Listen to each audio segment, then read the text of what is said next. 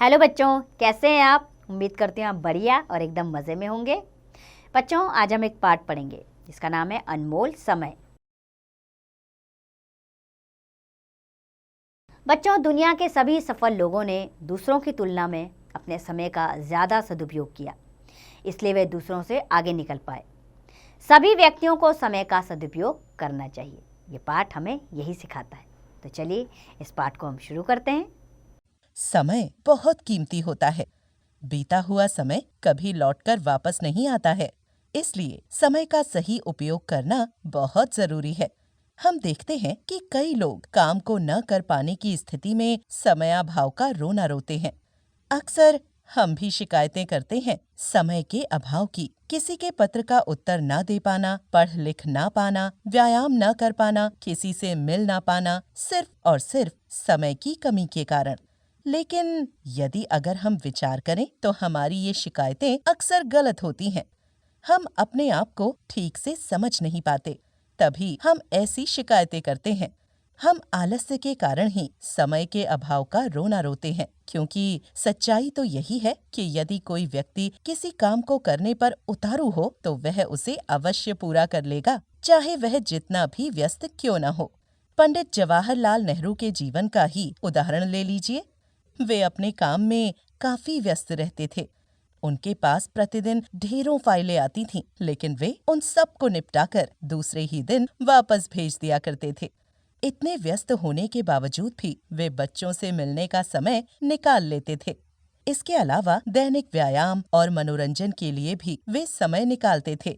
इसी तरह हमारे बापू अर्थात गांधी जी की दिनचर्या भी अत्यंत व्यस्त होती थी। उनसे मिलने सैकड़ों लोग प्रतिदिन आते थे। इसके अलावा वे सभा सम्मेलनों में भी जाते थे और प्रातः भ्रमण तथा प्रार्थना सभा के लिए भी समय निकाल लेते थे। आपको जानकर आश्चर्य होगा कि गांधी जी के पास जितने भी पत्र आते थे, वे उनका उत्तर भी हाथ से लिखकर ही देते थे। ऊपर दिए गए दोनों उदाहरणों से यह साफ पता चलता है कि जीवन में सफलता पाने के लिए समय का सदुपयोग कितना आवश्यक है। इसलिए हमें अपने समय को सोच समझकर विभाजित करना चाहिए। इसके पश्चात उसका दृढ़तापूर्वक पालन करना चाहिए। यह बात हमें सदैव याद रखनी चाहिए कि धन तो ऐसी चीज है जो एक बार जाकर वापस पाई जा सकती है, लेकिन बीता हुआ समय कभी भी वापस लौटकर नहीं आता है। जो व्यक्ति समय की कद्र करना जानता है, वह सफलता के रहस्य को भी समझ जाता है। सदैव याद रखें कि समय कभी भी किसी की प्रतीक्षा नहीं करता। विद्यार्थी जीवन में तो समय विभाजन का और भी अधिक महत्व है। उन्हें विद्यालयों में तो समयावधि में ही अपने सारे कार्य भी करने होते हैं तथा व्यावहारिक ज्ञान भी अर्जित करना होता है, तथा शेष समय का विभाजन भी उन्हें स्वयं करना होता है। जो विद्यार्थी अपने काम को समयानुसार कर लेते हैं, उन्हें परीक्षा में अच्छे अंक प्राप्त होते हैं तथा वे सबके प्रिय भी बन जाते हैं। तो उम्मीद करती हूँ बच्चों, ये पाठ आपको अच्छा लगा होगा और समझ में आया होगा, और इस पाठ के जरिए आप जान गए होंगे कि समय कभी किसी की प्रतीक्षा नहीं करता।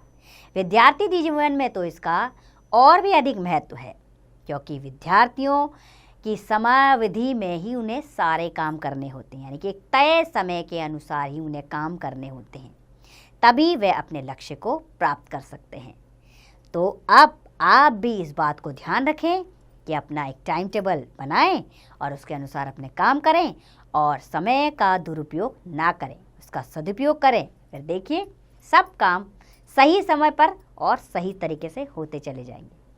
अब इस पाठ का अभ्यास कार्य आप स्वयं कीजिए।